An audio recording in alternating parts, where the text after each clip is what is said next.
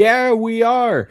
Because it's been almost a month since we've done this, and now we're back. We were doing our own things, our own holiday special, and we didn't want nobody else to see it besides us. So we weren't streaming or recording, and it doesn't exist. They're the lost episodes. Eat it, internet. But now we're back from outer space, and we found you here with a recap from Robert. Oh, no. We're doing pirate stuff. Yeah, we're doing pirate stuff now. Y'all got on a ship, you chartered a ship and a crew to sail you south to the Southern Isles. And I gave you, or past the Southern Isles, I gave you, there was a map that you guys found in a journal from Pietro de Rees. And it had a bunch of locations on it. One of them being the place that you decided to sail to, which is the Isle of Ravens. So yeah, there you go. You're toward the Isle of Ravens. For the sake of brevity, we'll say that it was uneventful, and you guys, you guys sailed off into the mists. Spent the night on the boat. What is everybody's what's passive perception for everybody here? You guys are in a shared cabin right now. Hammocks have been strung up in this shared cabin to save on space. And passive perceptions, Ash is a 10. Quick, for those of us who don't know, how do you calculate your Orvins is passive perception? It's just 10 plus your wisdom. Oh, 9. Your perception is not fair. It's 17, really? Yep. Wow. It's your perception. So if you have proficiency in perception, you get that bonus as well. I have expertise in it, I believe. Or that's excellent. No, that's fantastic. No, I don't. It's just normal. I used the D&D Beyond told me. 17, 12. Laura, what's Mora's? I'm honestly a little confused because her wisdom is -1, but my perception I had tried to be proficient in, and it's a 6 plus 6. So I don't know what that means. Your wisdom is a -1? Yeah, but I think because of my rogue and my stuff, I made my perception a plus 6. That makes sense. You probably have expertise. Because of expertise. Okay, cool. So your first night here in the cabin, sleeping on hammocks, Ash has somehow wrapped the pillow around his head, and he doesn't hear anything. But in the early hours of the morning, the other three of you wake up to, hey, come here.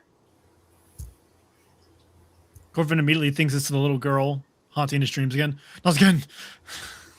Where is she?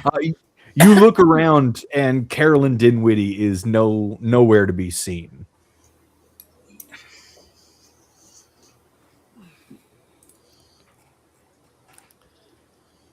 Come here.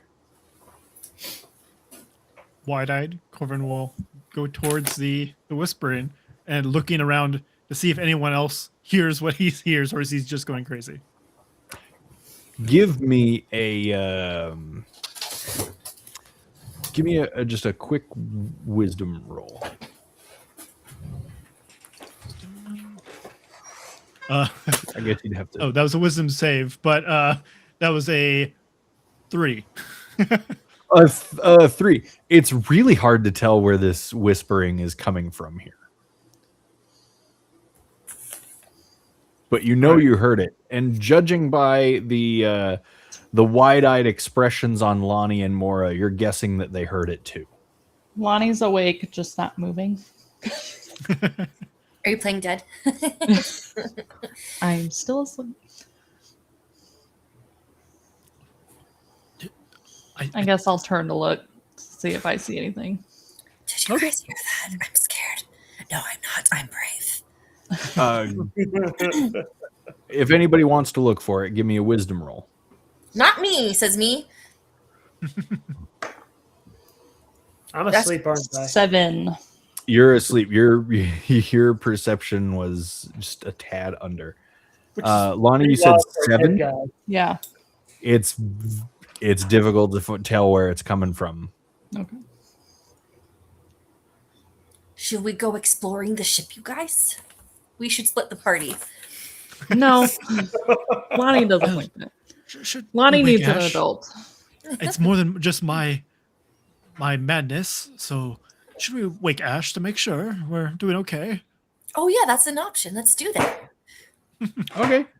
Yeah, you wake up Ash. When you look up into his hammock and he's got the pillow over his face.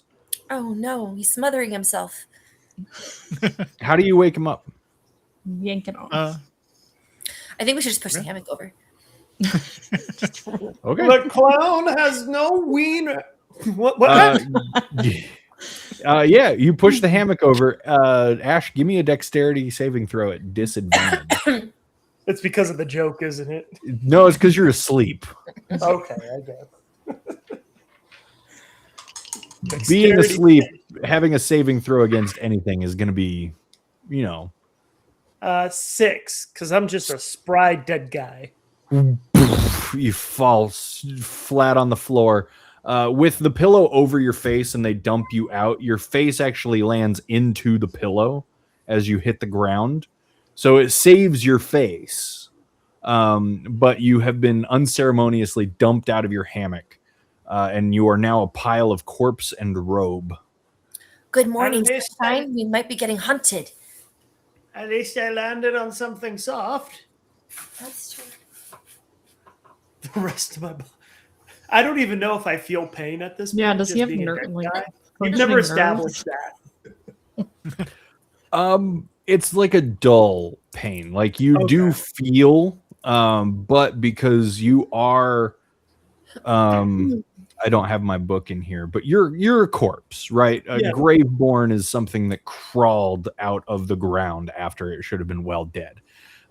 So your nerves and nerve endings, while still somewhat functional, they should not be, and so they're not firing like they should. So anytime you're stabbed or burned, it's dull, but it's there. Okay, I can live. It's only a flesh wound.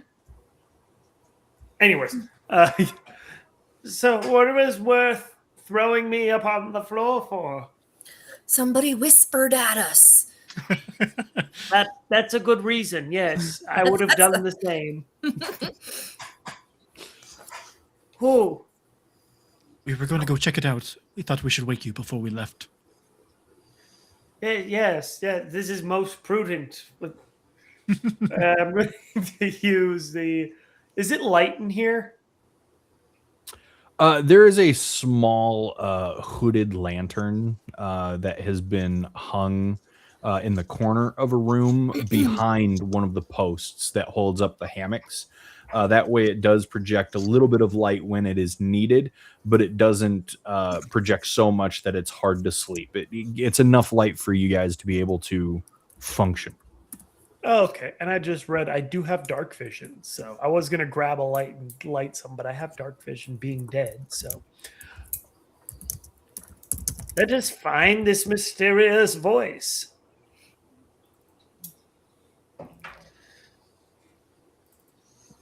Onward. We To our don't cabin? have Right. deeds, Lonnie. How do you find the mysterious voice? With our eyeballs? I don't know. And our ears. Let me see if I got any cool magic I can use for this. Eldritch Blast. Just kidding. That's the other game. I don't have that anymore, you guys. Oh, no. How big is the room, DM? It is, Big enough to set on fire. Let's do it. yeah, it's like 10 feet by 12 feet. So it's not very big. It allows you guys, there are the large posts that have been set so that it can hold the hammocks with enough room in order to kind of stow your belongings like in the corners. There's not a whole lot of room to actually like move. There's not much room for activities. So is the call coming from inside the house? Is it in the room? With your previous perception check, it's really hard to tell where the whisper was originating from. And Lonnie's since gonna you've use- woken Ash, it has not happened again. Okay, Lonnie's gonna use find traps just in case. Okay, you find no traps. I'm going to Is- stack the beds into bunk beds so we have more space for activities. They're already kind of bunk. Sorry, thank you. They're bunk hammocks. Boo references. Okay, we're good. No, That's- and this is good. They've been set up by others, so when you do, like, they're already set up and they're set up very well. That way they don't collapse on each other when you're stuck in there. Are we the only 4 people in this room, or is any crew in here with us? No, the crew have their own barracks, which is really just like a section of the cargo hold where it's more hammocks strung up. This is something that you would have seen when they were showing you the vital areas of the ship. Like, this is where you get your water. This is the seat of relief should you need it.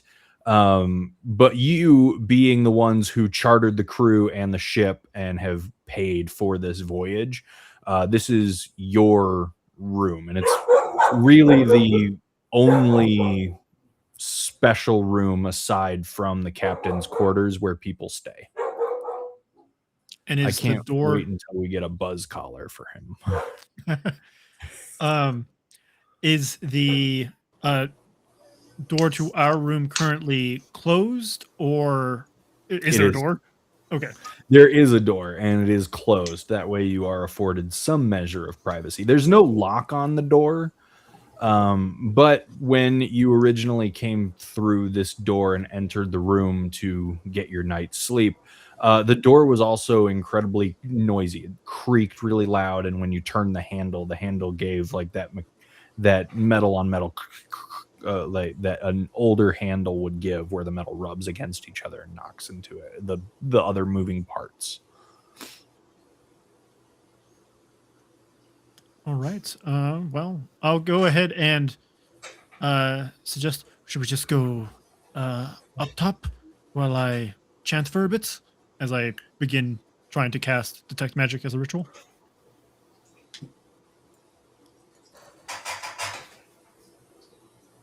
I mean, that's as good a plan as any.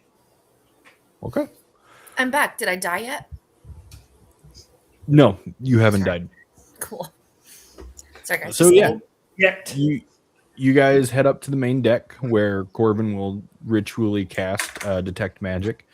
Once you get to the main deck, you do see the captain of the ship, Captain Wilhand. The gigantic, I described him in the previous episode. He is a GIF. So very large hippo-like man. And you see him kind of bent over a small table, and you see him making some yes, that's what they're called. Believe it or not, it is GIF. Or so the book says is an option to pronounce it that way. And he's making some calculations on one of his sea maps. And you can see that he's trying to figure out the distance between Mist Vale and the Isle of Ravens, where you're currently heading. You can also, as you look up, you see a gentleman who is up in the crow's nest. He has a small torch lit, making him visible to you.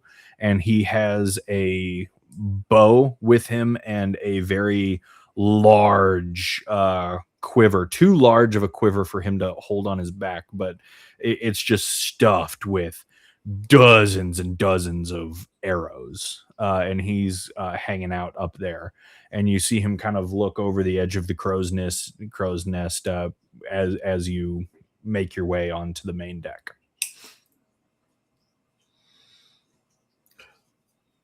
What else do we see? Anything like, what time is it? Do we see anything out on the water? Anything else worth noting? Give me a perception check. All right. Hopefully I won't be asleep for this one.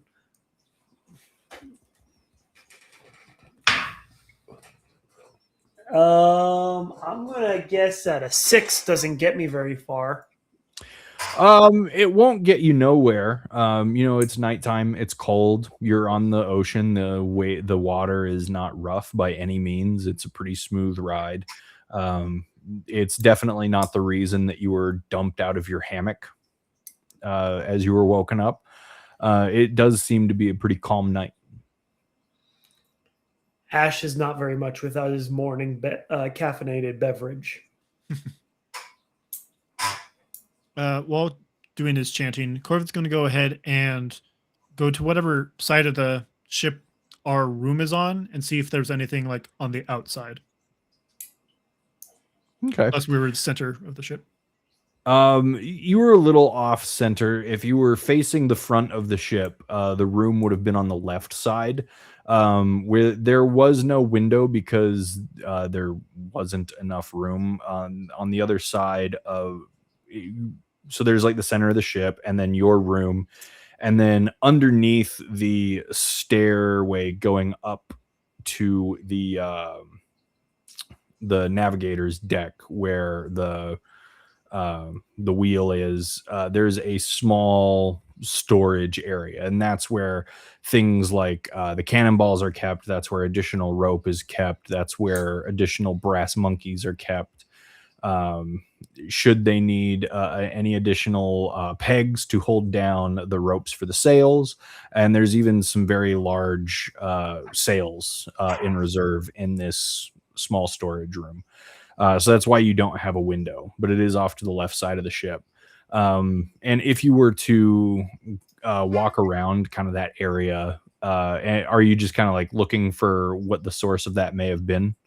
Yeah, just trying to look over the side, see if there's anything like whispering like through the wall or something like that. Okay. Give me an investigation check. And you're doing this while you're casting a ritual? Yeah. Investigation at disadvantage just because you're trying to do two things at once. All right. 9. No, seems completely normal. All right. Yeah. I'll just continue walking around the ship while casting. All right.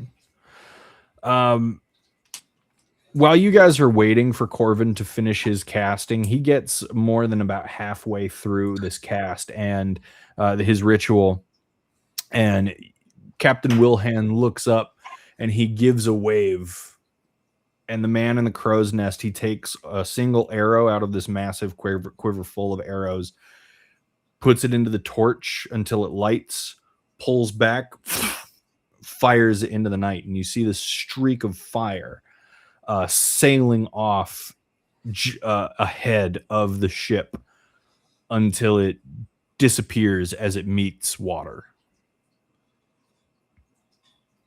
Good shot. I mean, I'm assuming he hit his target. Captain Wilhan just kind of returns to his calculations on his map. He's got like his compass.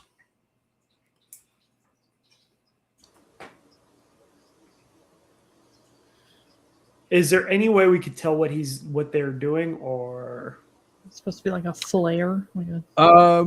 Make an intelligence check.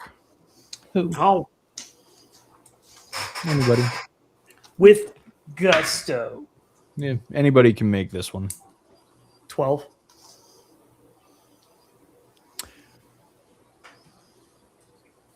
I just woke up. Yeah, yeah, you did.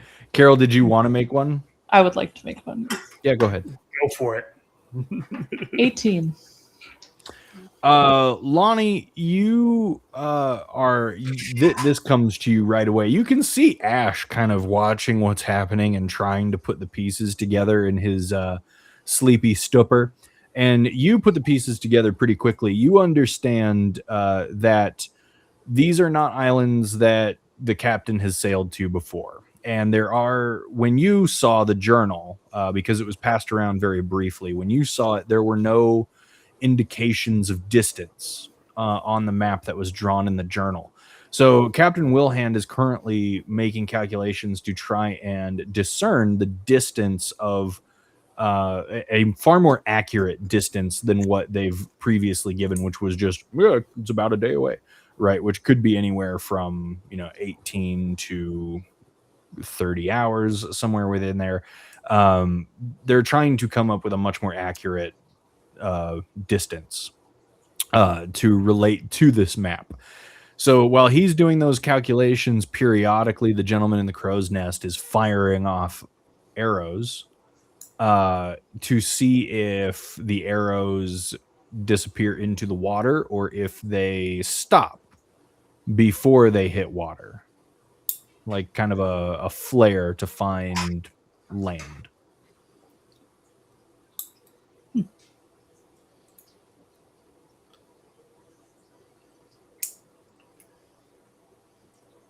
And about this time, Corvin, your ritual has concluded, and you do not detect any magic.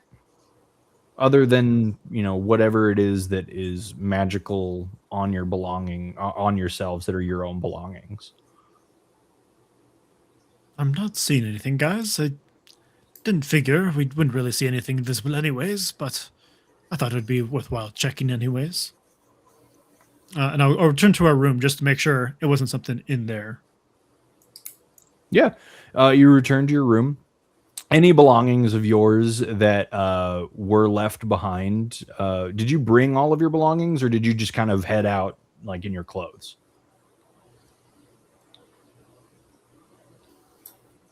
I'd assume I bring like a change of clothes, but other than that, Corvin bites, so he doesn't necessarily need a weapon. It's true, but like everybody else, like Ash has his wand. Mora had like a magic bracelet that she was probably already wearing. So anything left behind, like your bag of holding, bag of colding, or anything that you guys didn't just leave the cabin with, because it wasn't actually said like, oh, we're taking all of our belongings with us. If there are any belongings that are left in there, you do detect the magic coming off of those magic belongings of yours, but you're able to identify those are our belongings, those are our things, and there's nothing additional coming from any unknown source.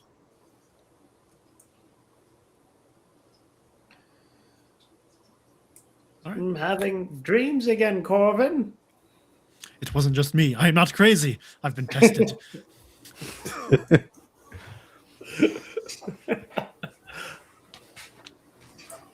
I gather my belongings as now I've accepted the fact that we're awake now. Okay. Yeah, you gather your belongings, you head back out to the main deck. Captain Wilhand kind of turns around and he acknowledges you being there for longer than just a midnight stroll and couldn't sleep. Oh, I'm so sorry. I didn't need it. It's the sea air.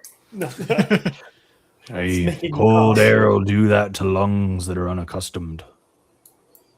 Yes, we might have been just hearing things, but the three of us swore we heard a voice calling to us.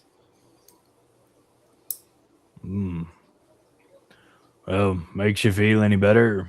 We didn't hear nothing out here. Weren't no sirens. Have you ever ran into sirens? Are they real? Oh, sirens are real. But no, never run into one. Do you know if they're around these parts? They're not from around these parts. They're far more prevalent among the astral sea. Different kind of creatures than what you're probably imagining. That's fair and a bit comforting. I'm glad we weren't being lulled in our dreams towards something.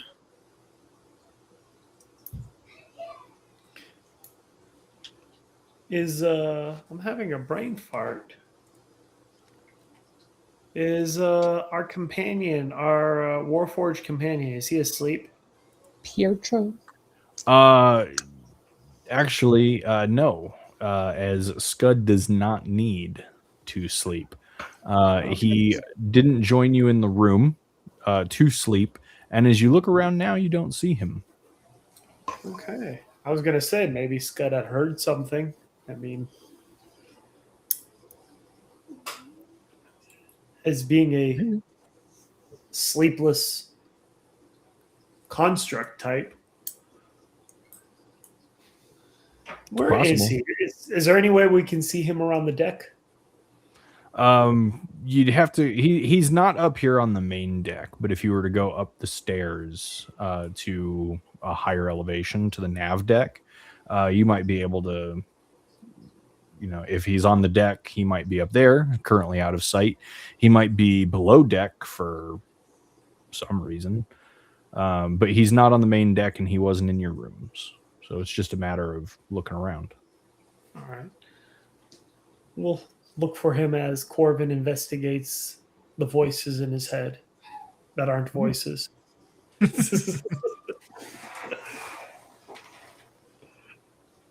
Yeah, where do you want to look for him? I would say we can go up, but first, any more investigating on this deck for those hearing things?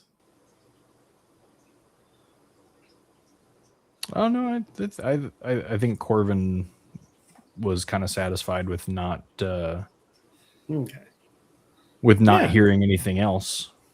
Yeah. Nobody has any objections, and yeah, we could look for Scud on the upper deck. Yeah, that one's real easy. You walk up the stairs to the nav deck, and you see the second mate. He's currently helming the wheel, and he's keeping it steady. Behind him, looking off into the distance of the mist, back the way you're sailing, is Scud. He's just watching the darkness. Hello, friend. Have you observed anything? Hello. Good morning. No, like what? Oh, well, 3 of our companions have heard a voice trying to get their attention. That is how you start a conversation. Were we able to tell anything about this voice? Like, was it like just a whisper, so we couldn't even tell if like a man, a woman? Perception check. Give me a perception check on that one. Carolyn. Another 9. It's hard to tell. It's hard to tell with the voice being so low and soft. And it said, Alright. follow me, right? Is that what it said? Said, come here. Come here. That's what it said. Said, hey, come here. I could think of his Gabriel Glacius skit. Come here.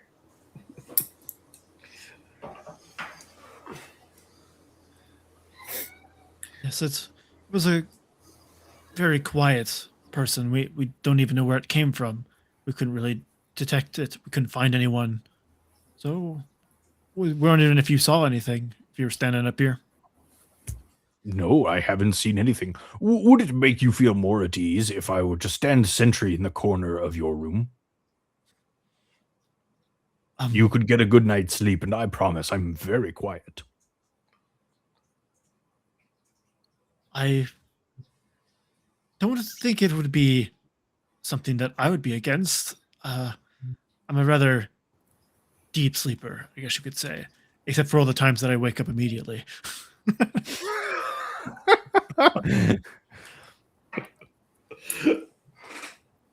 Excellent. Then, when you return to your rooms, I will accompany you. And if there is anybody whispering to you in the night, I will find this butthole. That would put me at a little bit of ease. I don't know about it. The others, because I've had a couple run-ins, and I feel like I'm hearing voices all over the place. And I think I need to see someone for it. Do Do we see anything on the deck? Maybe any of the crew members acting suspiciously? Anything worth noting? Give me an insight check. All right. Let me roll a dice set. Okay, 13. I'm moving up in the world. 13 of the 3 ship's members, the crew members that you've seen this early in the morning, they all 3 seem pretty legitimate. You know, they're doing pretty legitimate things. You know, making sure the ship doesn't crash, trying to calculate destination distance. You know, things that wouldn't really raise an eyebrow.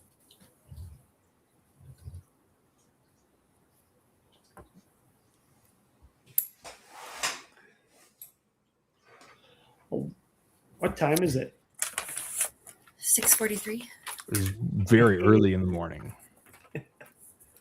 Early enough to justify going back to bed? Yeah. Yeah. I would say you could very easily get away with going back to bed. All right. What does everybody else say? Yeah, let's Now test that we it. have a watchdog, it sounds like a good plan. Try to get some beauty rest. Love it. You retire back to your quarter, and Scud joins you. He takes place up against the wall that the doorway is against, where he is kind of a little bit behind one of the posts holding the hammock. But maybe it like blocks his shoulder. But he's out of the way of the door, so he can stand there freely. And as he takes position there, he just comes to an absolute standstill. Good night. Good night. I gotta wrap my face up with the pillow again, like I'm trying to smother myself. And you all fall asleep. You awaken in the morning, this time on your own, sans creepy whispers. Scud is still there standing sentry, and he greets you, good morning, as you all wake up. And as you all kind of like sit up and you rub the sleep from your eyes, he's kind of decided that he doesn't need to be here anymore. So he just kind of, I'll see you out there. And he leaves the cabin. Thank you.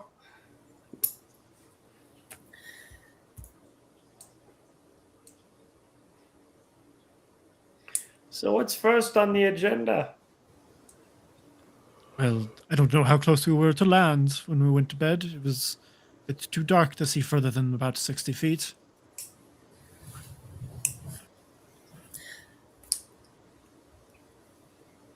I don't What know what exactly? Out of there, what exactly is our plan for like finding these magic items? We're just going to points on the map and seeing if we find anything. Now that's it. Eeny, meeny, Okay. miny, mo. It's a great plan, by the way. I am 100% here for it. Because that's exactly what I'd do. Perfect. Let's go. All right, you get ready, you get dressed, you get all of your gear, your inventory, your weapons. You make yourselves battle ready should it be needed, but you guys are always pretty much battle ready.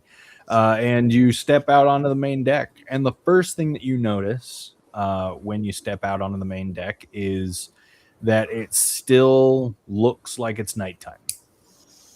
The mists is a very dark place. There's no real sun.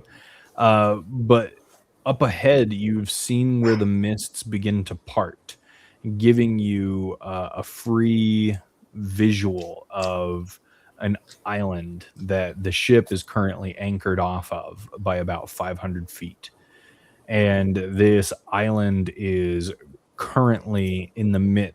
You can see circling around the center of this island just a large black cloud, which is maybe about a mile and a half offshore in the center of the island, just a swirling black cloud.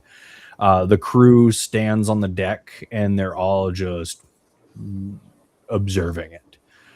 You can hear murmured speculation as to what it is, but really they're just trying to figure out what exactly this Isle of Ravens is supposed to be. I'm going to laugh if it's ravens. How fast is the cloud moving? Is it rather stationary? You can see it. You can see it moving. Like, it's definitely moving. It swirls and it undulates, and it seems to be moving pretty quickly, far more quickly than a normal cloud. So not as fast as an actual twister or tornado or some kind of weather phenomena, but much faster than you would expect a cloud to move. And it's also much lower. It looks like just a pillar of swirling cloud from the ground of the island itself shooting up into the air 120 feet.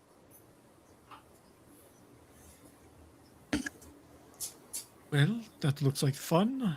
Do we see anything that resembles like a normal storm, like raindrops or lightning or anything like that? Or is it just this swirl of blackness? No, just this contained swirl of blackness. It doesn't. I mean, I'm sure we'll have to get a little closer to see details. Well, if you want to get to the Isle of Ravens, you're going to have to get, at least to shore. What type of means do we have to get there? Do we have like a dinghy or? Yeah, the ship does come equipped with several dinghies in case of evacuation or in case of things like this where they'll send out a scouting party. All right, then I guess we're gonna go. Let's go see this island. Experiment with this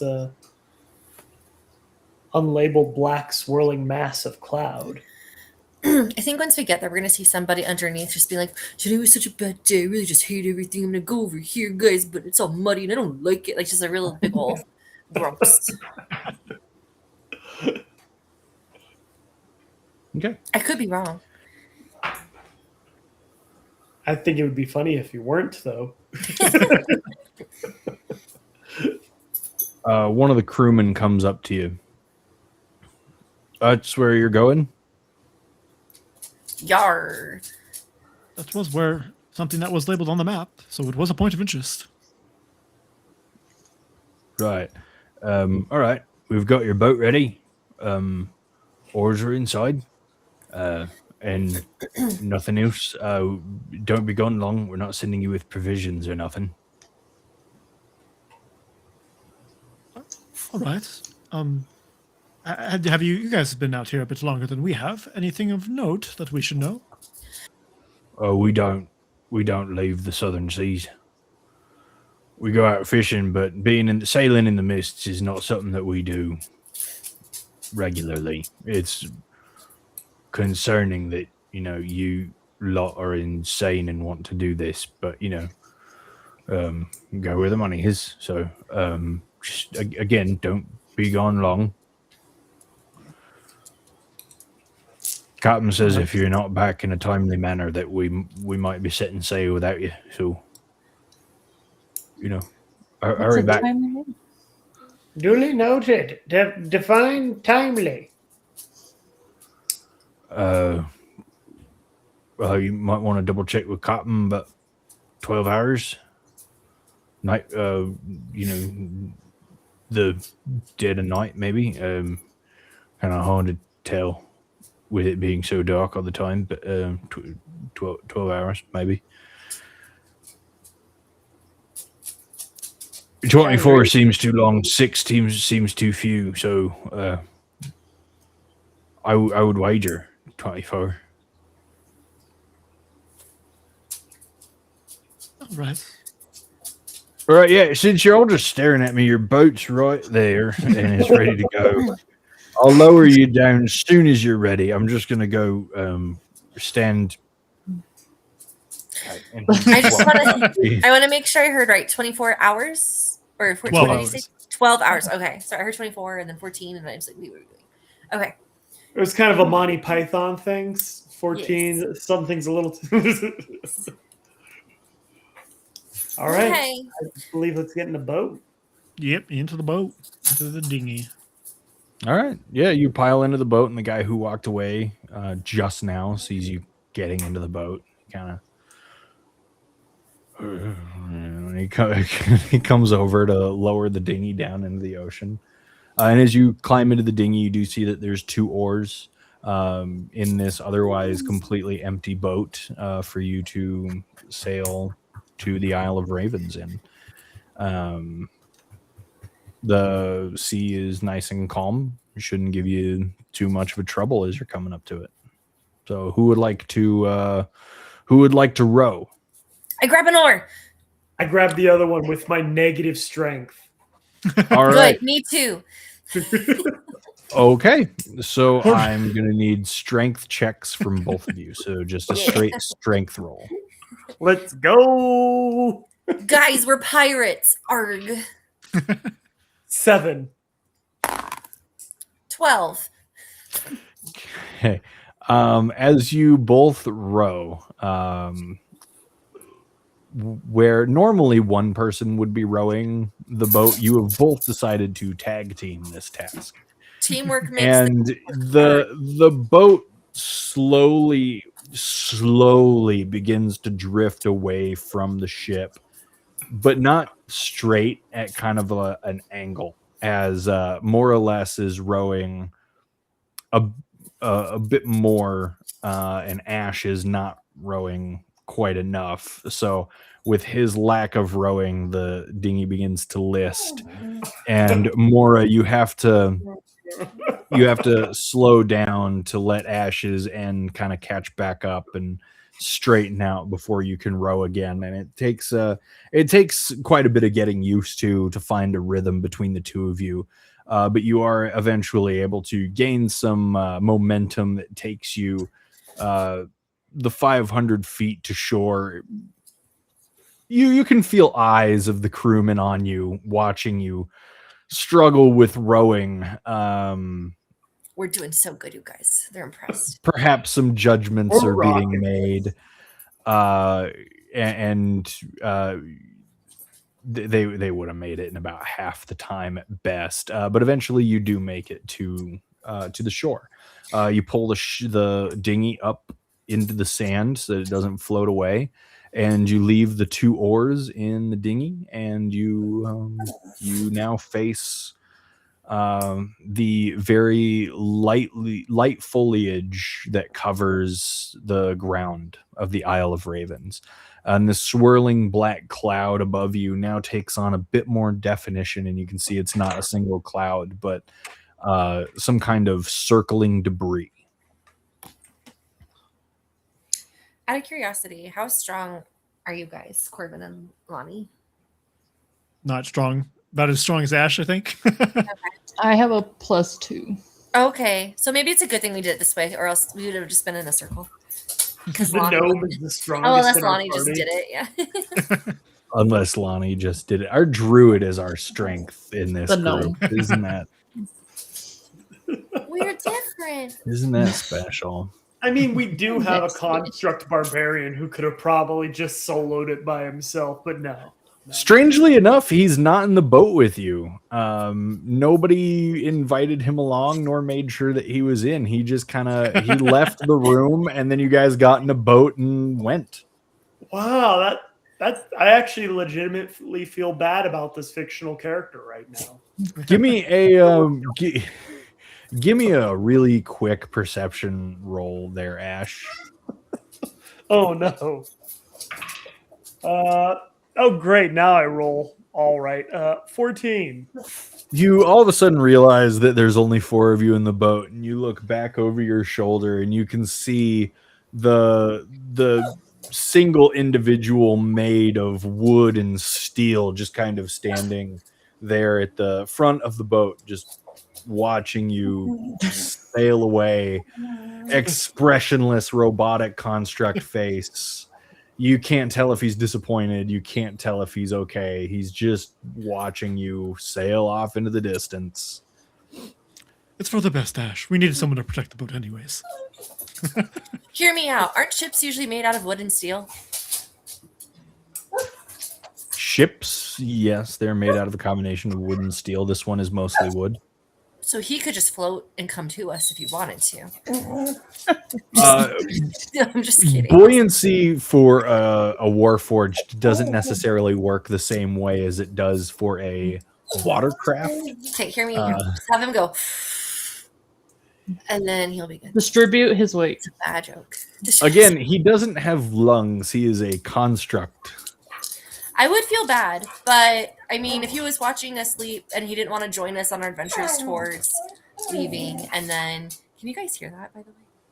Yeah, we can hear it. I'm sorry. Somebody's mad.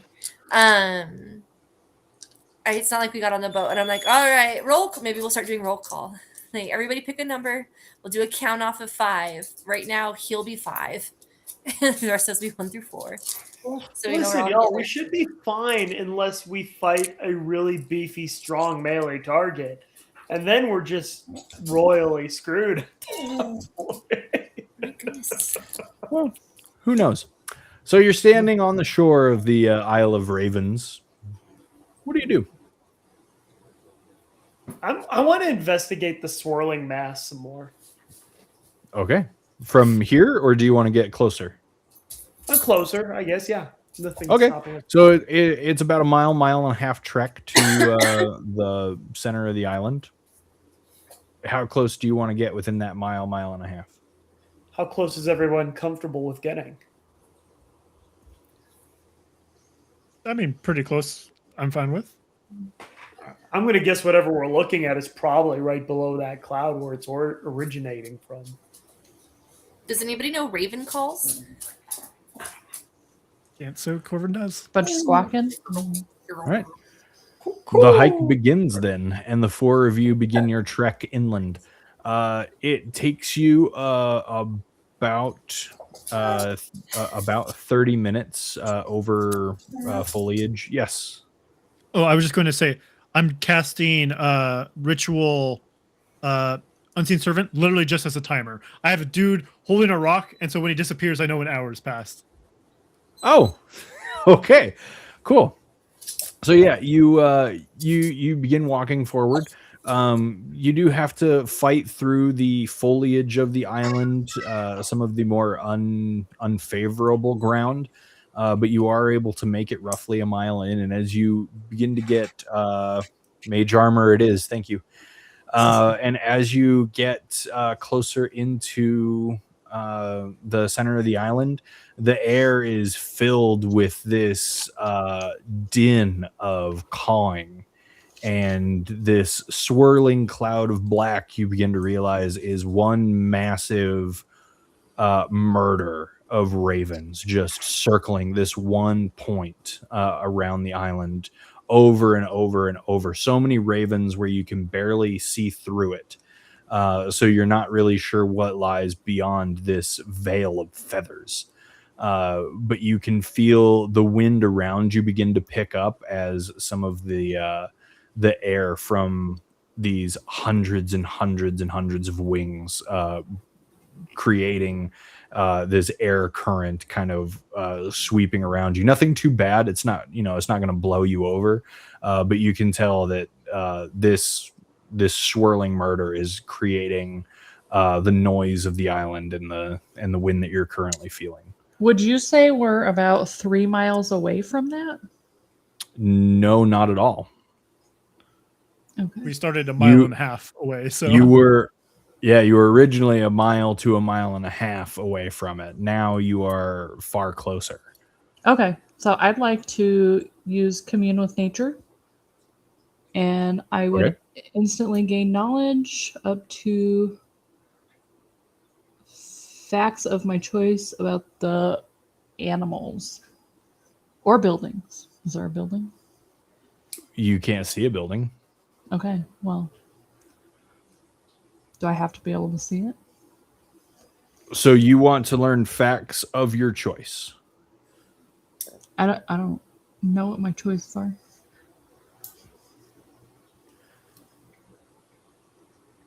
So, of your choice is basically just tell me what fact you want to know, and that will immediately become innate knowledge. Mm, Up to 3 facts of your choice about any of the subjects as they relate to the area, terrain, bodies of water, prevalent to plants, minerals, animals, or peoples, powerful celestials, fae, fiends, elementals, deads, influence from other planes of existence, buildings. So you tell me exactly what you want to know, and I will give you information about it, if there is information that is applicable. sidebar with everybody. I was thinking why they're there, and what else do you think?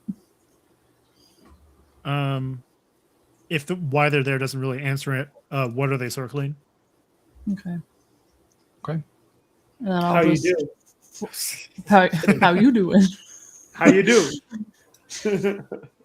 I'll just forego the third and ask the two because I feel like those are the what cover it. Okay. What is the exact wording of your first question? What is their purpose of being there? Their purpose is to act as a form of living shield between whatever it is that they are circling and whatever it is that is outside. Okay, so what is it that they're circling? They are circling an old ancient stone building, very temple-like in its architecture.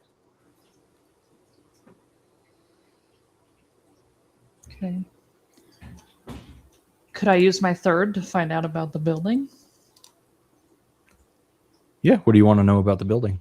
What did the building serve as? Like, is it a temple or is it a what is it?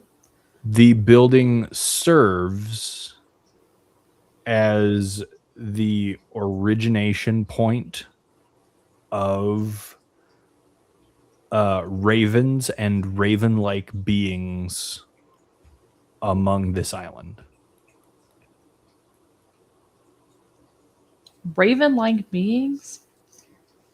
And it is currently the home to the Queen of Ravens.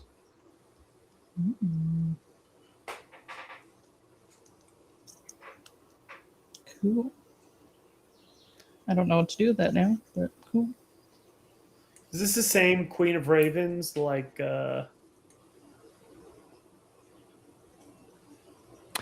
would this Before be like, we answer that question, are we assuming that Lonnie is sharing this information with everybody? Okay. Yes.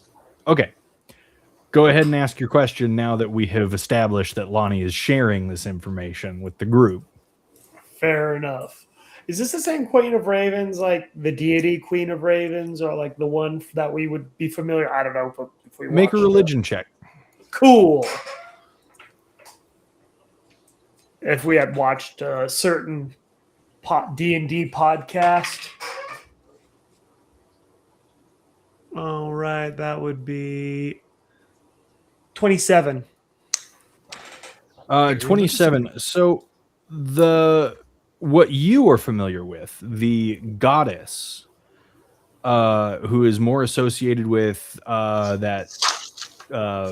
with the domain of death, fate, winter, lives in the Shadowfell, and a kind of neutralized or neutral seeming figure among those who worship her, is not she does not go by the Queen of Ravens. She goes by the Raven Queen. So Lonnie giving you this name, Queen of Ravens, is immediately familiar because it does make you think of the Raven Queen, but it is also immediately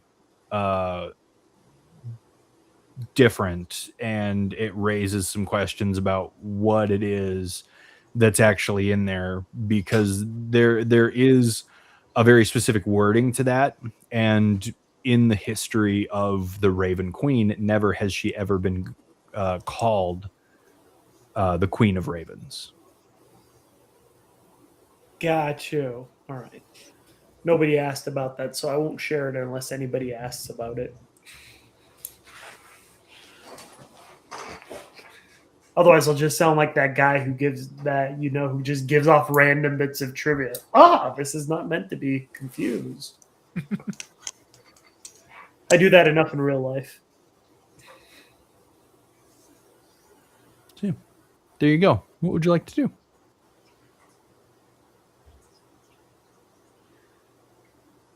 I would have asked a third question. Another question would have been like, are you cool? Is there a way around these animals? Can we walk through you guys? Yeah. Well, I can speak with animals. So. Yeah, we could just try to pick a random crow. Hey, are you cool? As we're passing by. Hey. You can absolutely do that. Is that something that you would like to do? Yeah, I'll go ahead and do that. Okay, cool. So you are going to need to get... What's the range on speak with animals? I don't know. All I have is it's 10 minutes. Okay. Hey, don't worry. I got you. No problem. No worries, girl. Oh, and I don't have to use a slot for that. Yeah.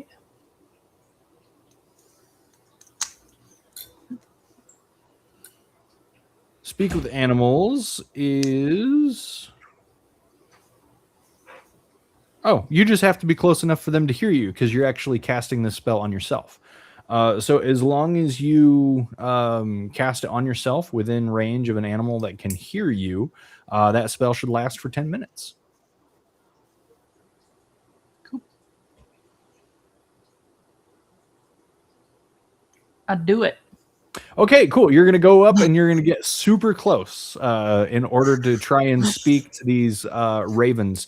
And as you get close, they are absolutely just not only literally flying, but like what we say when people are going really fast down the freeway, they are flying. They are going at breakneck speeds. It's going to be really hard to even ask a single one a question. But as you approach, you see that they begin to alter their flight pattern, whereas instead they used to go seemingly on the same altitude, just in a circle. You begin to see them kind of make, once they come around this curve towards you, they begin to kind of make these elevation changes. And each one is now flying a little higher and a little higher until after a few moments, a large opening has been created, like an archway of moving feathers for you to walk through. Intimidating. Cool. Just me or everybody? Who would like to try? As long as I'm not alone, I'll go. I feel like this is a druid moment. This is You don't have your moment, girl. That would have been so great is if she noticed this while walking up and then just immediately went. And all of you guys were like, whoa.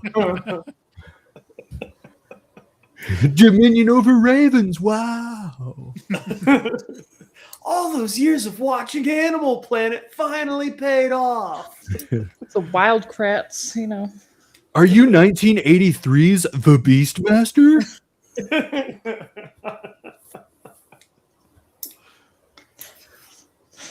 Did you say you needed a buddy, Lonnie? I would like a buddy, but I'll go in if nobody wants to go. I'll follow. Yeah, I was just making a joke about you being a druid moment. I'll use my changeling to look like Lonnie. Look, now we're both druids. The Beastmaster came out in 82. I was this close. Yeah, so Lonnie, you reach out, you take Mora's hand. Mora, you squeeze Lonnie's hand for support, and the two of you walk through this archway together. There's no change in the archway. The ravens are allowing you to pass. Corvin and Ash, you see this. Do you hold hands? Absolutely. I'm going to grab Yeah, Corbin. Corbin will be totally up for it. All right. Dude, I'm He's gonna already been also- rejected by the Warforged, so he'll try it with Ash. Why not? Yeah, what I'm gonna disguise self too, okay? Because I'm gonna pull a Mora. I'm gonna do disguise self, and I'm gonna turn into something that looks just like Corvin. Yeah, you turn into just one of the half of this group is now just a striking looking Dampier with sharp cheekbones, a jawline that could cut glass, and flowing hair that is impossible to find outside of deodorant videos, commercials. And the two of you hold hands and you stroll through the archway. No problem. The ravens let you pass, and as you pass, you get about 5 feet past this archway. And then as you look back, you can see them all returning to their elevation. That cloud, that swirling vortex of ravens lower to fill in that gap and return the shield to its entirety. And before you, seemingly half buried in the dirt sand of this island, where it looks like it just hasn't been swept in hundreds of years. You see these very tall stone columns, these very tall stone walls, all with these intricate etchings all across them. And sand has been piled up at the base of these columns, piled up at the base of the wall. There's a small awning above the main entrance of this temple, again made of stone, and there is just sand piled on top of that, where it looks like it hasn't been touched or kept well in who knows how long. Maybe we're supposed to show respect to it and clean it. And I go up to one of them and start blowing dust off of it. Okay. Yeah, roll for Constitution just to see what your lung expulsion is like. Okay. This is one of the weirdest calls I've ever had to make. Your lung capacity. Well, I got a 1, so it's not great. Breathing in. Plus 1 You- is 2. You inhale I have it. the lungs that I have currently right now with this cough. you get right, you go up to one of the columns and there's that mound of sand kind of piled around the base, and you go up to it and you want to get like a really good powerful going, so you get right up to it and you go and you inhale some sand and you have to wipe sand off your tongue, and it's caught in between your teeth, and you begin sifting through your inventory for a water skin or something just to help you get this sand out of your esophagus and lungs. I turn to the group and I'm like, tastes like history. And then I get a +1 in history. I'm just kidding. No, it does taste like history. You're not wrong, but no benefits. You rolled a 1.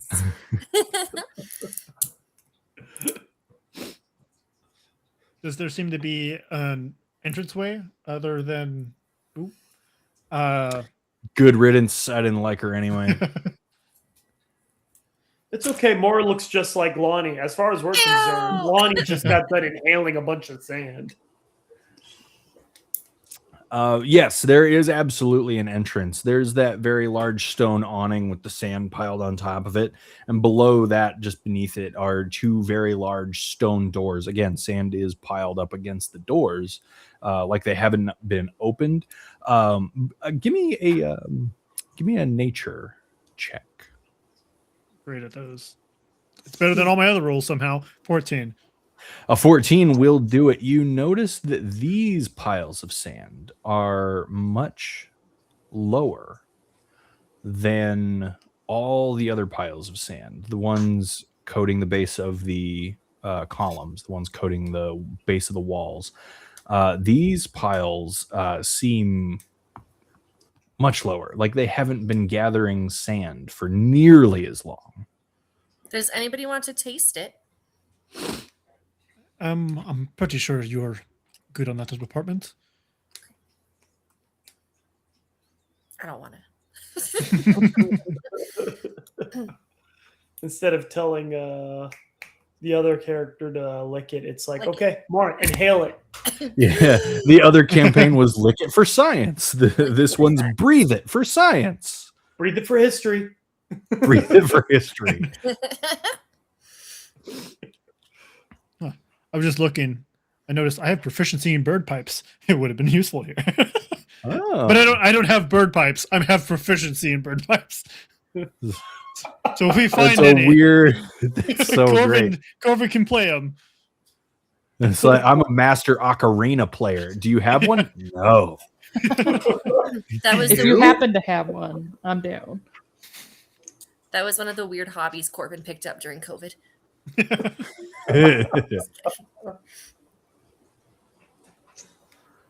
Well, I do like your idea of cleaning, but less breathing in. And I'll go over to the piles in front of the door and just try to. I'll grab the rock from my unseen servant and have them just kind of paddle the dirt out of in front of the door. Yeah. You see just the dirt moving on its own, like a dog that's digging a hole. Just that sand begins to be moved away until it's no longer blocking those doors. All right, and I'll finish it up, making it look nice with some presentation, just to make it shiny for respect. Give my unseen servant the rock back, and shall we? I will cast Lemon Pledge. Is that a concentration spell? It Lemon depends Pledge on how or I'm feeling. the unseen servant? I don't know. Is it concentration or made from concentrate spell? Ew. Not too sure how Lemon Pledge works. It's super shiny and it smells good now.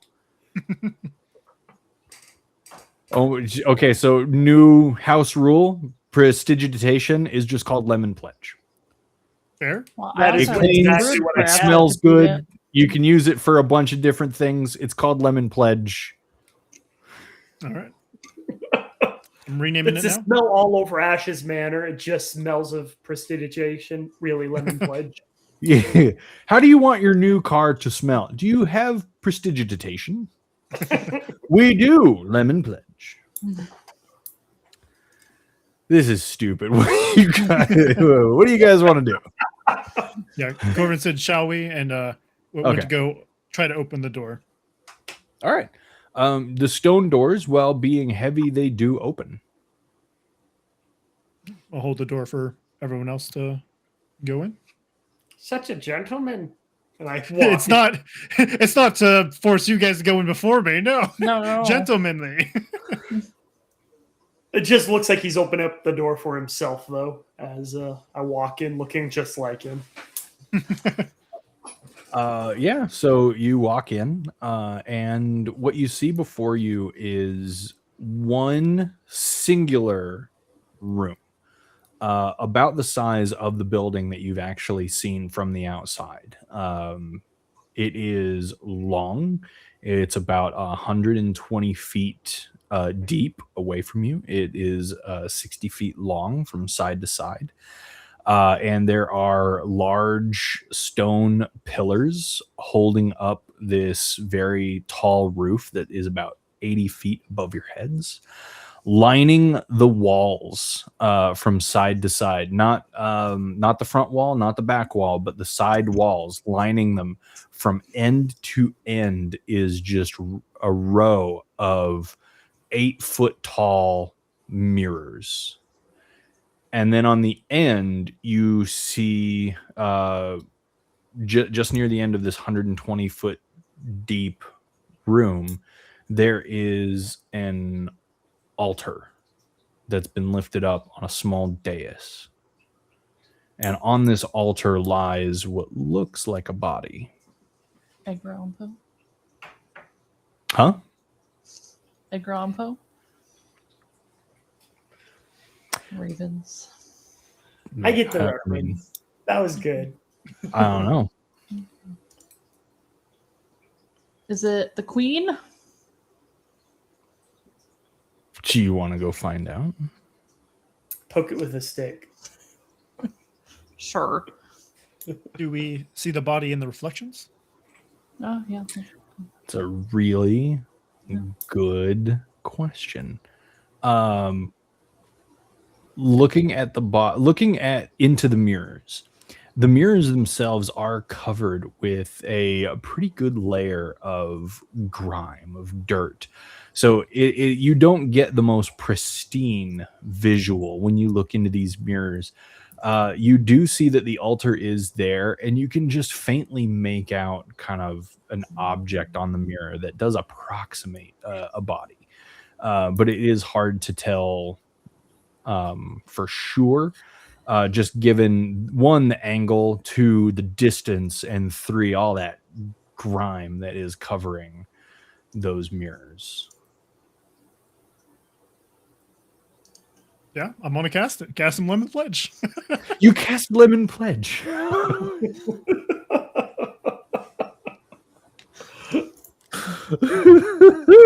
You cast Lemon Pledge on the mirrors, which is precisely the kind of thing that Lemon Pledge was made for.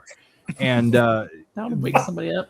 you what's the distance on prestidigitation? 10 feet. I have to get pretty close. You do have to get pretty close. So you walk up to a mirror.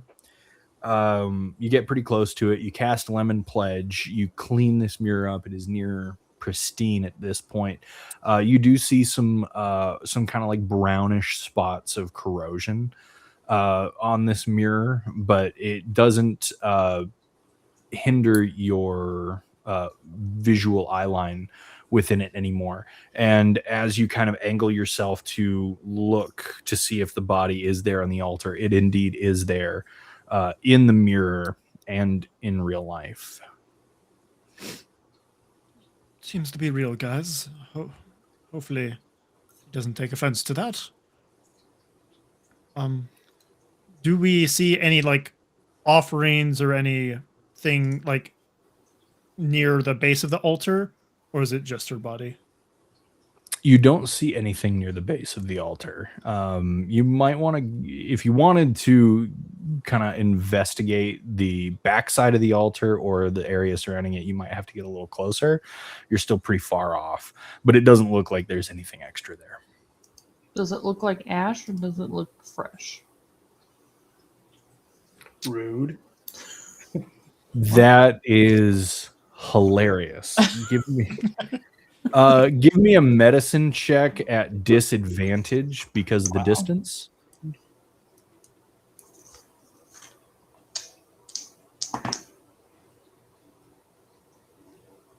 Okay, that's not bad. What's my 10? It looks like a body.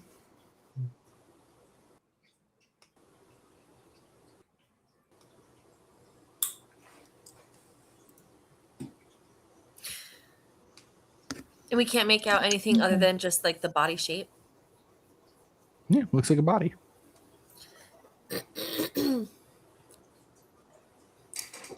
Nothing. Are we too far to notice any details about the body? Yeah, it's 120 feet long of a room, and you guys have not gotten So they're on much the past the door. It's on the opposite end. Yeah. Weird. I guess we should make our way over. Yes. All right. Who would like to make their way over? I'll go with her too. Okay. You are muted, Corvin. Sorry. I'm going to be walking between the pillars and the mirrors. So not in the center of the room, but like along the side. I don't know how far in the pillars were, but the pillars themselves are 10 feet from the mirrors. So you have plenty of room to walk that length. Are you going left side or right side? I was imagining the right side. It's the right side. The right side. Ash. Are you staying where you are? Are you joining the ladies? Yeah, I'll join them. Keeping Okay. a little bit of range distance, so in case something happens and I need to cast something. How much of a berth would you like to give? I'm going to give about, what's a solid berth for, I'm going to keep it at about 30 feet distance or so. Okay. 20, 30 feet in between there. Cool. And then are you trailing directly behind them? Are you trailing behind them and off to the side? A little bit off kilter. Okay, left or right? Left. Okay. All right. So we've got you guys kind of spread out. Corvin's taking the right in between the pillars and the mirrors. Mora and Lonnie are moving together down the exact center of this long room. And Ash, you're trailing, about 30 feet behind and left of Mora and Lonnie. And you guys are keeping a pretty good eye open as you move forward. Let's see. Ash, it is. Ash, as you're moving forward, keeping an eye on the rest of the room, on Mora and Lonnie to make sure that they're okay.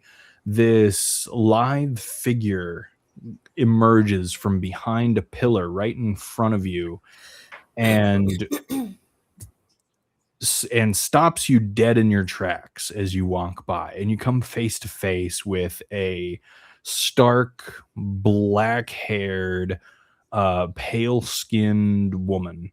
But one of the first things that you notice about her, besides how beautiful she is her hands are like raptor claws. Like the claws that you would find on an owl or an eagle.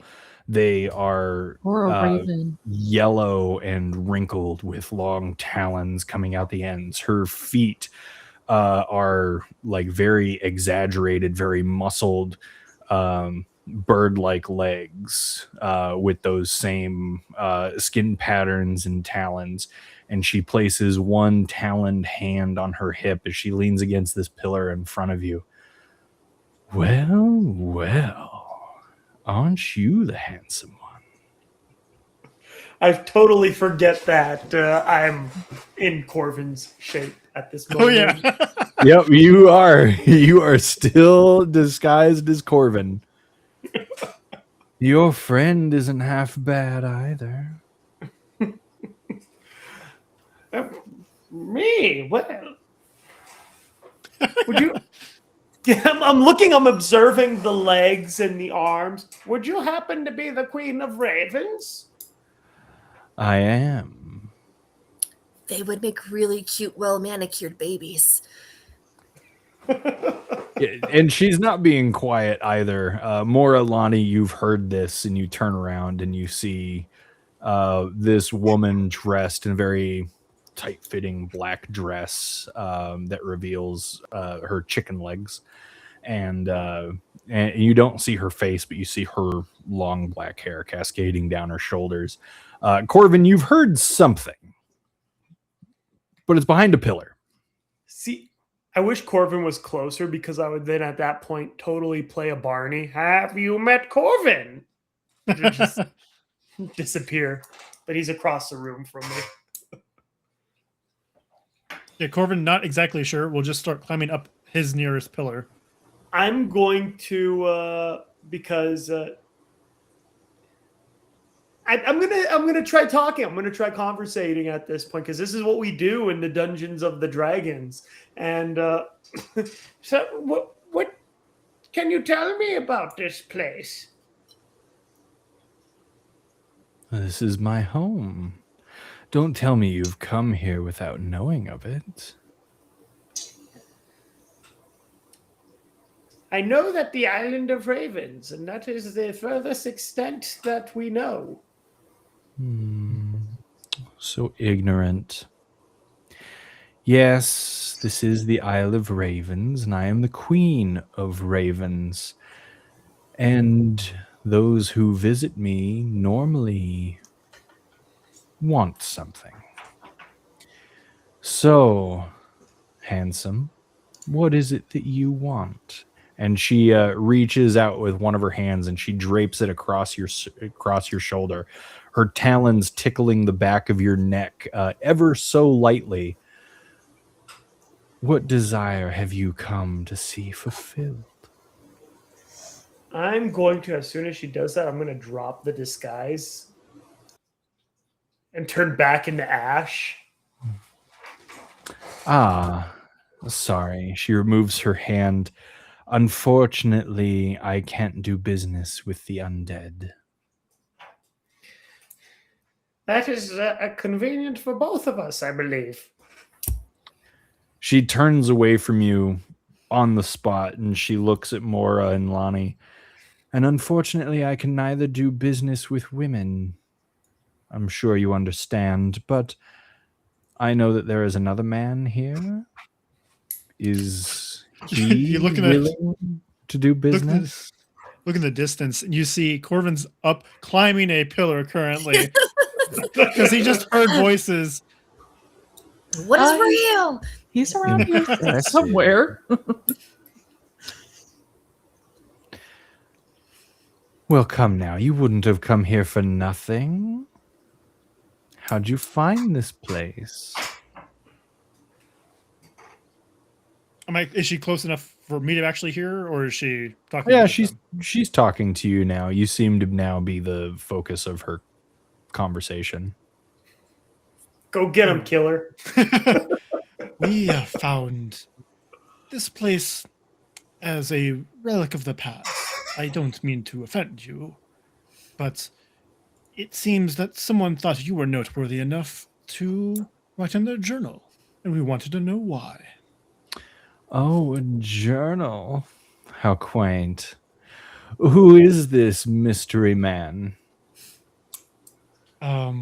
It was the name of pirate something or something. I didn't have it in my notes. Oh, Pietro.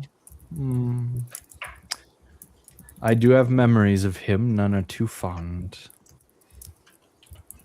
But he did pay the price, and he did get the knowledge he sought before I sent him on his way. Do you seek knowledge? Is that why you're here? Come down. I think we'd be better off speaking face to face. Corvin will come down and speak to her, and You know what? I would have kept flirting with Robert if he hadn't have dropped this guy's self. Like, this isn't my fault. I play a very low charisma, intelligence-based character, and I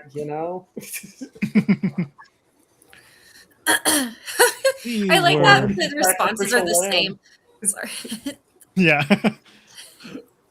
We would like to seek actually what he did. Or more accurately, I guess you could say, we would like to seek what he left. If you happen to know anything about it. Oh, you know that he left something here.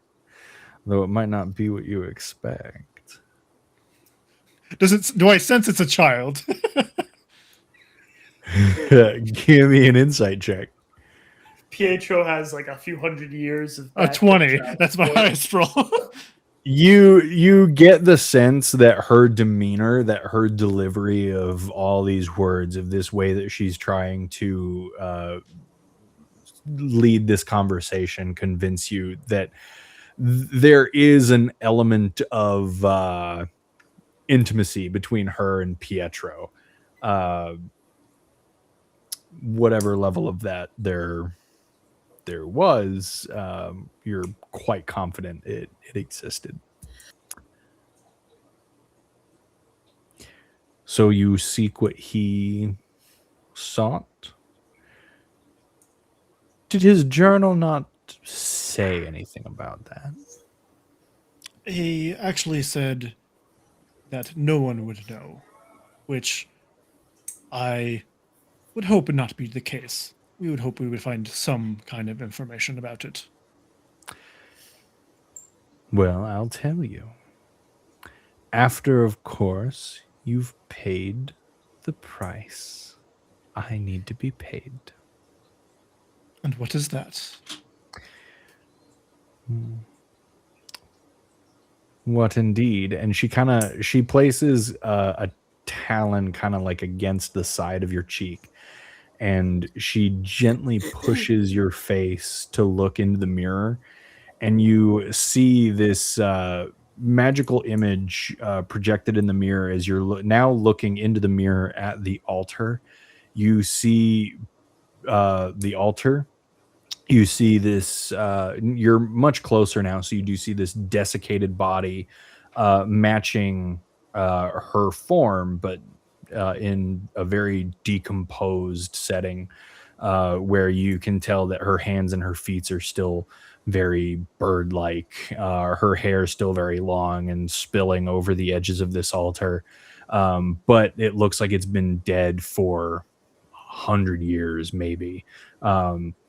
And you see this moving illusion of Pietro grimacing and pulling back his shirt, climbing onto the altar, and then the vision dissolves. And then you look back at her. Really? That is your payment? Yes. Pay it or don't, but you get no knowledge if you leave. Do it. Oh my god. Well, I do believe I would lead some privacy, and I just look back to everyone. Or just standing there like,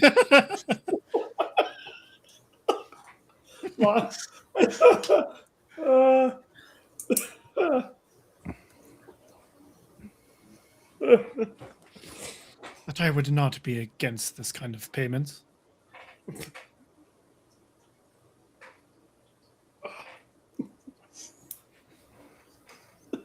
so should we leave? We could just turn around.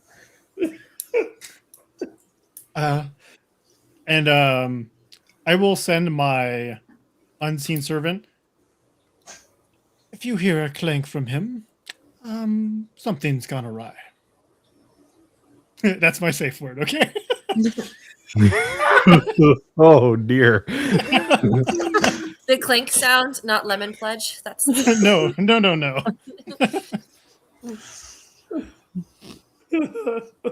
are the ravens gonna let us back out? I hope so.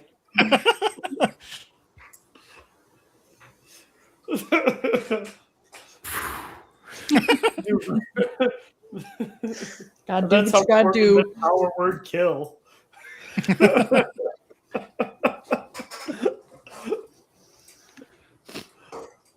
All I right, am so part bard, all right? I have to play the part. Oh no. Okay. What's happening? What's happening? What are you guys doing? I think we're leaving and the screen's fading to black if this is Yeah. Baldur's Gate. Yeah. Corvin's going to pay, we're doing innuendos, but Corvin will do whatever legitimate thing she's asking him to do. Okay. Define legitimate. Whatever she's actually requesting and not we're just insinuating. All right. And Okay. then fade to black, assuming things are happening. All right. Yep. The three of you guys leave. You close the temple doors behind you. And this visage of her, the young, beautiful woman, disappears from in front of you, leaving you alone in an empty room with a desiccated corpse.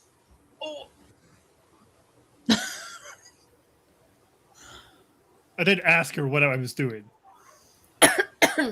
Huh? I did ask her what I was doing. She kind of showed you. Okay, then yeah, I was doing whatever she showed me then. All right. Yeah.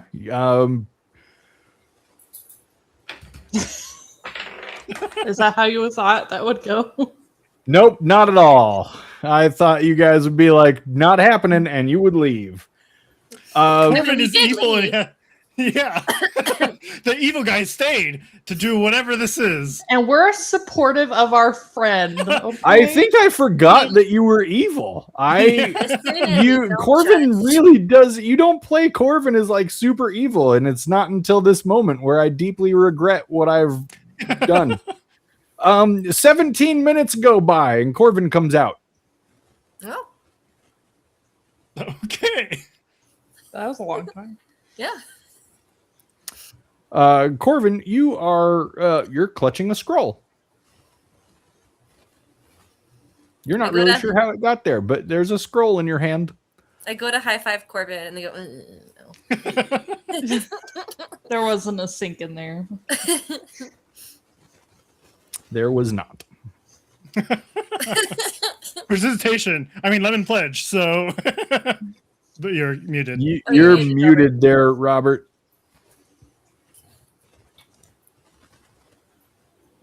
Nope. Can you hear me now? Yes. I'm casting Lemon Pledge on Corvin. Oh, Yeah, Lemon Corvin Pledge has would- been cast from 3 different angles it was at this needed. point.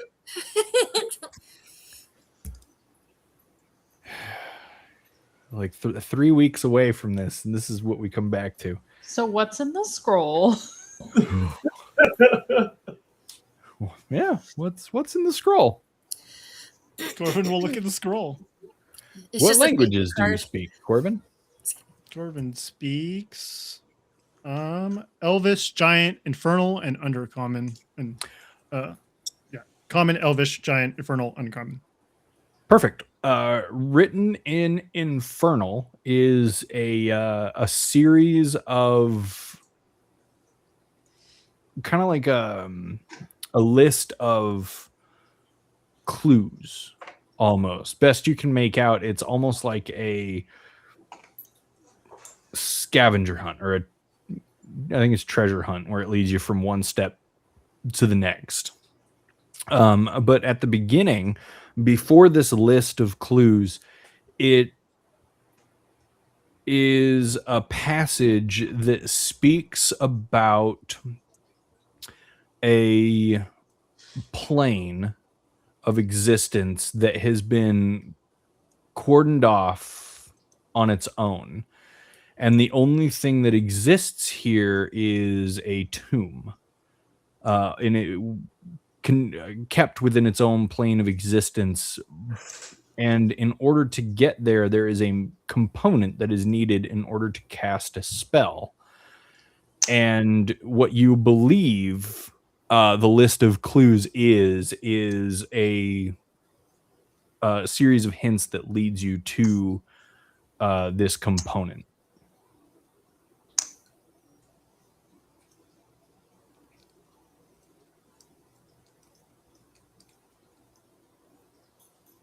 All right.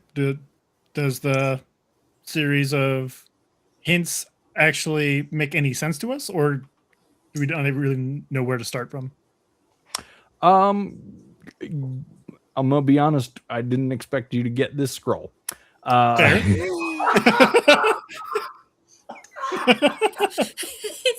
Robert laughing. By the way, So- I didn't say anything. Corvin is also undead. He's just not labeled as such. Fair. That Raven Queen. You Just don't look undead. Yeah. You give me an intelligence check. 15. As you read down this list, they seem to almost be hints guiding you toward specific locations. The first hint, you are actually quite certain that it is trying to lead you toward a location that was written down on the map in the journal. So one of the locations that you're already aware of. Another location it references a pillar of guiding illumination. One of the locations in the journal is a lighthouse. And then at the very end is a word that you have trouble making out. It's not something that you've read in Infernal, but you're pretty sure the common translation is Leviathan.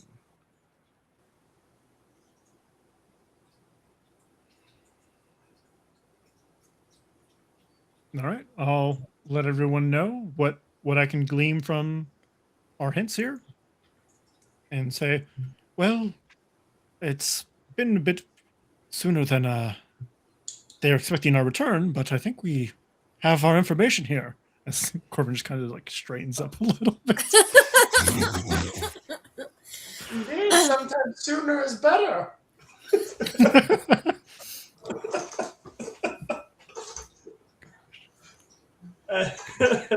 Well, I think we head back.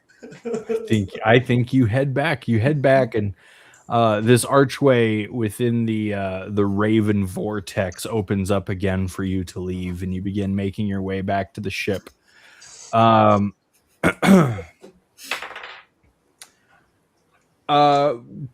As you guys are walking, Corvin, what's your passive perception? 17. You guys are walking. And you make it back to the boat. You make it back to your little dinghy, and the little rowboat is right there where you left it, with burlap sack inside and the 2 oars that you've left in there, and you guys are ready to sail back to the boat. I think Lonnie should take this one. Lonnie will go ahead and take this. The strongest in the party. Which Lonnie? No, I'm just kidding. You guys, you guys climb into the boat, and Lonnie, go ahead and give me a strength check. I was gonna say the Lonnie who is 20. into nerd. You guys make it back to the boat just fine. Lonnie, it's almost as if she's done this before. She's rather accustomed to it, and she rows, and she picks up some nice momentum, and she gets you back to the boat. And yeah, you guys, you pull up to the side of the boat, and one of the guys looks down, and he tosses you a couple ropes so that they can begin hauling this dinghy back up into its designated cradle. And he's kind of looking. What'd you bring back? I'll just kind of like fiddle with the scroll on my fingers. Yeah, nice piece of paper. What's that sack doing there? Sorry, what? That sack, and he's pointing down at the burlap sack in the boat. We didn't send you with nothing. What'd you bring back? I was a bit preoccupied. Did you guys grab something? Nope. No. I'm gonna look inside the sack. I'm gonna scooch away from the sack. Yeah. So It's a minute. you kneel down next to the sack, and as you're kneeling down, you realize that there's no real like cinch where a burlap sack would have a cinch, so it must be on its underside. And as you go to roll the sack over to see where the cinch is that you can open it, the burlap actually shifts over to the side, and you see this beady black eye wreathed by black feathers staring back at you. Oh! This is so exciting, you guys. Can we keep it? And then the burlap sack begins to unfold into a tiny humanoid raven-looking creature. It's got hands at the end of these very long, lanky black arms. It's got its feet are very reminiscent of a raven itself. It has a pair of gigantic black wings that have been folded in on themselves, hanging on its back, and it's wearing this this hood and cape made completely out of burlap, and it's kind of sitting there hunched, and it begins to slowly back away toward the edge of the boat. I look at Corvin. Is this one of yours? I don't think so. I will kind of just like kind of nudge it towards the edge of the dinghy.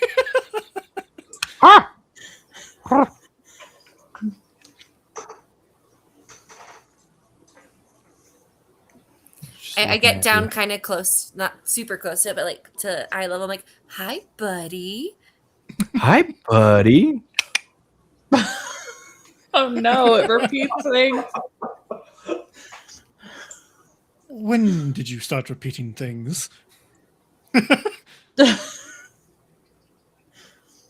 What did we say in the Hi, boat? buddy. It's uncanny how well you do that impression, actually.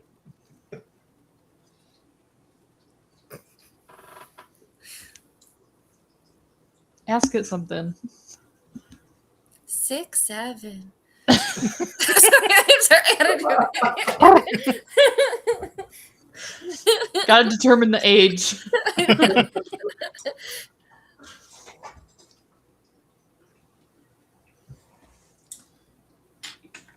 Well, Excuse me. What is that thing? Oh, it's not him. Just kidding.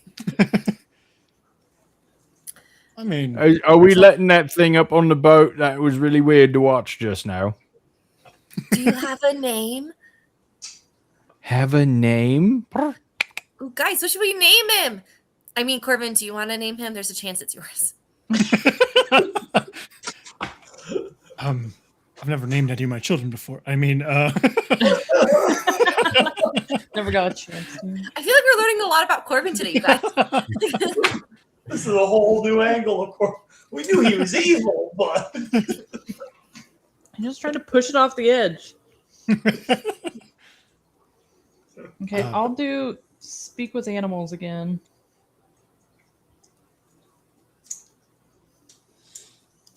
And ask him who he is. You cast speak with animals, and what do you say exactly? Who are you? Why were you on our boat? Who are you?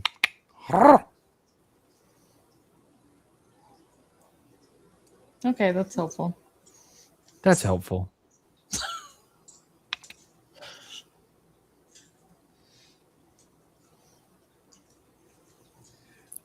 Corbin, did you pick out a name since this is your chance? sure. He would be a buzzard. I have Buzzard? a Joust shirt on, so I have to name him. He's the antagonist of Joust. I had to look it up because I don't remember anything from Joust. We're naming the Raven Man Buzzard? Yes, of course. Why not? I like it.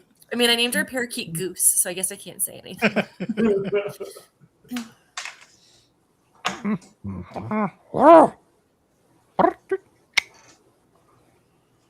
How big is this guy again? Actually about the same height as Lonnie. Oh, Jeez. that's horrifying. I don't want that. No, I'm gonna keep my distance then. I was right to back away. Yep. Onto the ship, and Corbin will just kind of like push it onto the ship. Oh, okay. Not off They the begin- ship. They begin. That's where I thought it was going. You haven't answered them. They're assuming that everything is okay. They begin hoisting the boat out of the water back into its cradle, and this little it's a Kenku is just holding on to the edge, and it's watching the four of you very uncertainly.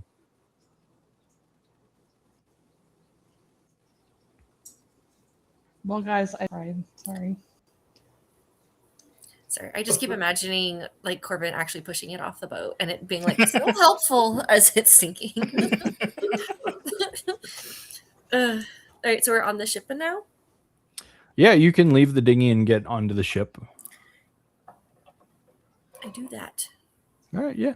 As you do, this Kenku kind of unfurls its big black wings and with one good finds itself now on the deck. The crewmen about are very cautious and they give this thing plenty of room. They're not really certain what it is or why you've brought it back to the ship. But now it just kind of stands there and it's looking around. Would any of us be able to identify that it's a Kenku? Yeah. There are Kenku in Mistvale. Okay. Very, very few of them. The main difference that you see between this one is this one actually has wings. Kenku do not normally have wings. Interesting. Are we talking like wings like Aarakocra wings, whatever? Or is it like arm wings? Nope, out of the back. Okay, interesting. Good to know.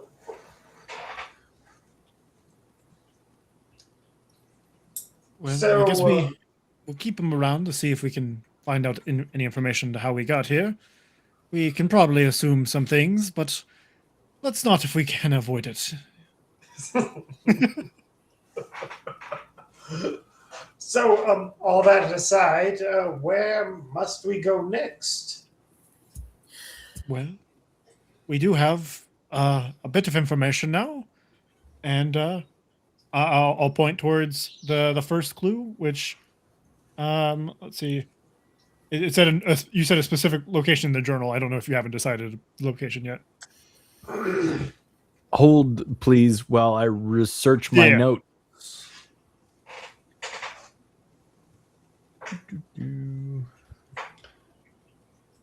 DM thought we were going to be slaying ravens. He didn't expect that we'd be slaying ravens. If you need the locations that we have, I put them in the chat, but I don't know if it's a different location. It is.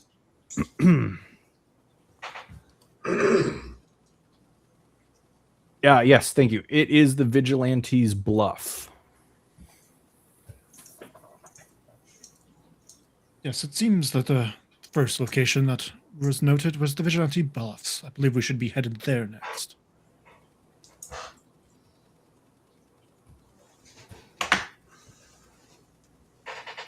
How convenient we got a map. Yes. No. Was it worth it? She consented. Technically, yeah. Instigated. All right. He said the less said the better.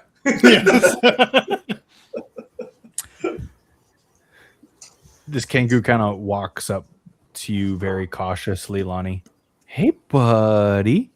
Oh God, it's gonna be like Mara? something we're haunted by. We're gonna be buddy. sleeping. We were like, "Hey, come here," and now in our sleep, that's all we're gonna hear. Come here. Come here. Do you say anything back to it? I'll say, hey, buddy, back. That's helpful. I'm going to scooch toward Mora. Like, As you scooch toward Mora, it kind of takes a couple steps to follow you. Is love it. somebody said they know what Kenkus are, right? Yeah. You would know what Kenkus are. You're not I'm allowed really to sure Google how you have this knowledge, but yeah, a Kenku is it's a bird person. Not able to really speak on their own. They do not have any kind of language, but they do mimic very well. Would they be able to mimic words? Like they understand how to use those words and mimic them appropriately? Or do they just say whatever we say? could we all just learn sign language? Give I already know sign language, actually. give me an intelligence check. Ash does.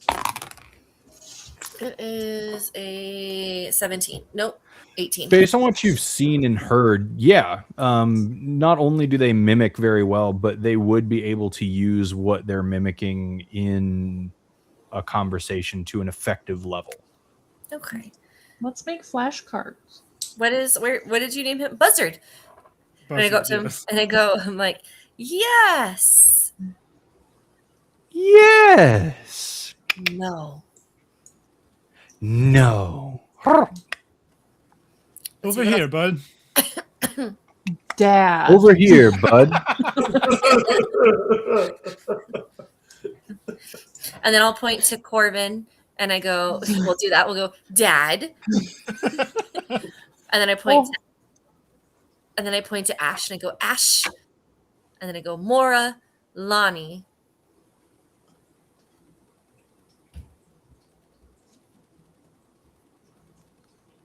Dad. But it points at you, Mora. I take his fingers. Ash, Mora, Lonnie.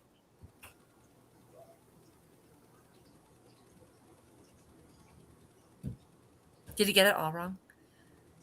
No, he pointed at you the Kenku pointed at you the entire time while saying it.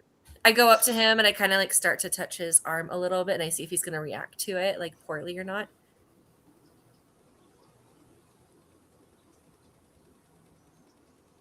Okay, and then I have him like with his pointer finger kind of like poke very gently Corbin and go, Dad. And then we do Ash, Mora, Lonnie. But like slower and more clearly. The Kenku kind of looks at you. Dad. And then it begins speaking in two different voices, one of which you've heard and is familiar to you. The other you have never heard before. This clue you gave me, you didn't say it would be unattainable. That's the knowledge that you bought. If you don't like it, you can buy additional knowledge for the same price. Never. I'd never come back. Not for that. Not again. What is that? Abomination. Dad. Well, we got some unresolved trauma here. Let's. I kind of feel guilty for trying to throw him off the boat initially. I think I have my little bag that has like my little rations and things with me, right? I think we brought our stuff. Yeah, you've got your items. I'm gonna take out a little like ration thingy and I'll give it to him and like hold it up for him, see if he wants it. Do we still have grain? The beak kind of comes up and I put it in his hand. kind of looks at it and he just kind of grabs it. Now you eat it? Okay. Oh, I don't like that. Yes. So That's helpful. would we know who the other voice was just by his mimic? Based on the mimic, it's not a voice that you've heard. Okay. It wasn't something Corvin said, right? It was something I assume the pirate captain or okay. So based on the conversation that you had with the Queen of Ravens, Pietro was the last one who paid for anything for knowledge. And so you're pretty sure you were listening to the mimicry of Pietro's voice. Is he on the boat? Pietro? Yeah. No, he's dead. Oh. Okay. Is he on the boat? He could be dead and on the boat. See if the bird. I'm dead and on the boat. Yeah. To be fair, I did ask her for what Pietro left, and if he abandoned his child, this, be fair, might be him. Are you trying to get out of like paternity Yes. stuff, Corbin?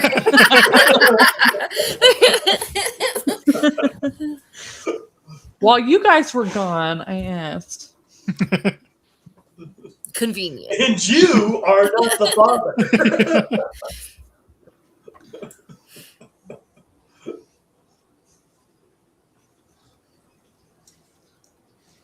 Right. Does anybody have a DNA testing spell? That's called the identify spell. I have psionic blades. I can see if they bleed the same. No. How dare you make me bleed my own blood? That's funny.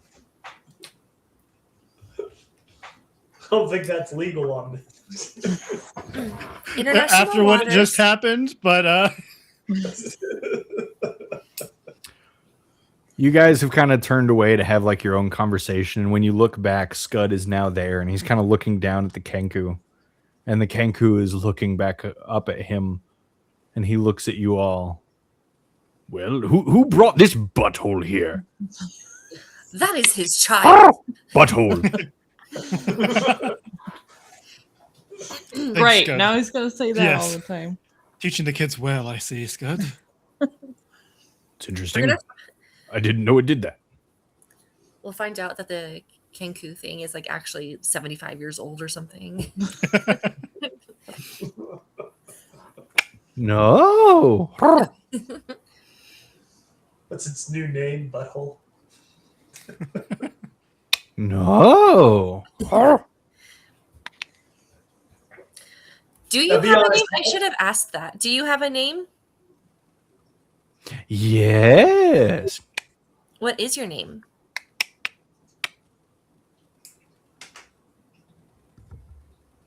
Paper. I give him a pen and paper. And it writes down 4 letters. Nope. Sorry. I can't count. It writes down 3 letters. Daw. D-A-A? D-A-W? D-A-W. Oh, your name is Daw? Yes. Okay. Da or wad. Do you know how old you are, Daw? Yes. Do you know what numbers represent on the hands? 6, 7. Right. Guys, we taught him that. Okay. You taught him that. Wait, I'm confused. If you could write it, I give him the pencil and paper back. I'm like, how old are you? 6 or Yes, 7. Oh, is he really 6 or 7? Okay. Okay, so he is a kid. Daw also writes down, I am a girl. Oh. Oh. I don't know why we did that. I don't know how Sorry, that Dom. changes everything all of a sudden. Yeah. All this creepiness you've been doing is actually now adorable. I am looking for my father. Did you just say that? Like, No, she writes it down for Oh, you. okay. I was like, your voice changed. Hey, would it help if we said these things to you so you could say them later? No. I'm going to anyways. I am looking for my father. Prepare to die. Prepare to die. Oh, yes, there we go. I mean, that could be useful later. It could. Well, Do we are you know who kind your of- father is? Yes. Right. Who is Is it Pietro? I can't say his name. Yes. it? Got out of that one, Corbin. Is he alive? Yeah, go ahead. You can say yes, no, or I don't know. I don't know. Okay. We are indirectly looking for your father's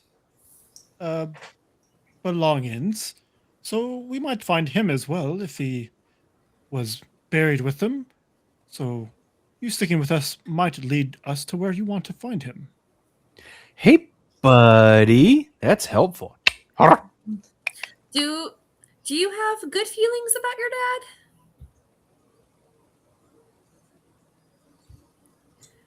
Are you happy to look for your dad, or are you more like mad at your dad? Do you know your dad? No. Time. And I push like Corbin's face. Like,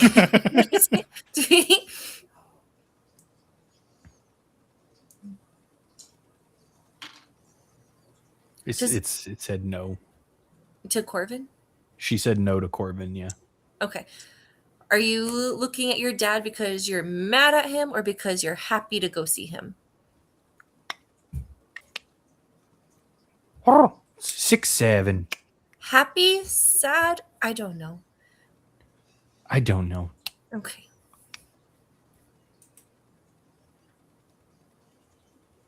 Okay. When's the last time did you eat? besides what I gave you? Yes. Okay. Is your mom the Raven Queen? Yes. Did she take care of you nicely? No. Okay. Do you want Lonnie to be your mom now? Nope. I'm just kidding. I'm a child myself. Daw looks at Lonnie. Over here, bud.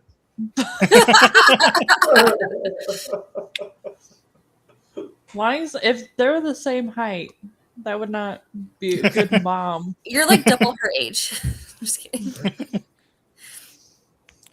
For unrelated reasons, guys, I think we should return to this island in about like 9 months. Oh no! Oh no! You know what, Corbin? Way to have some maturity and responsibility. Sounds great. I write it down. I put it on my calendar. Glad he Responsibility. said it because, like, I was thinking, I was like, okay, we should avoid this island in about 9 months. So I'm glad he said it.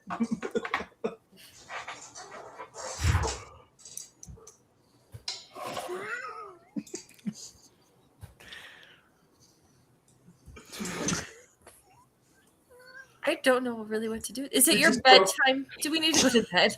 Is it dark out? Yeah. Good job, Corvin. You did it. Captain Wilhand kind of comes over to you guys. So, do we have our heading? Yes, the Vigilantes Bluff. I believe I showed you the location previously. Yes. We'll be setting sail here within the next moments.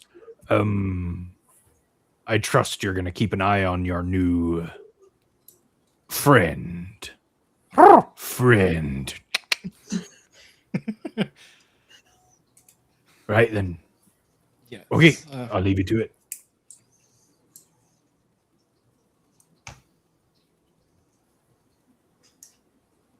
And you guys are going to set sail for the Vigilantes Bluff, which is where you will land just in time for next session. Wow, what a convenient thing that is.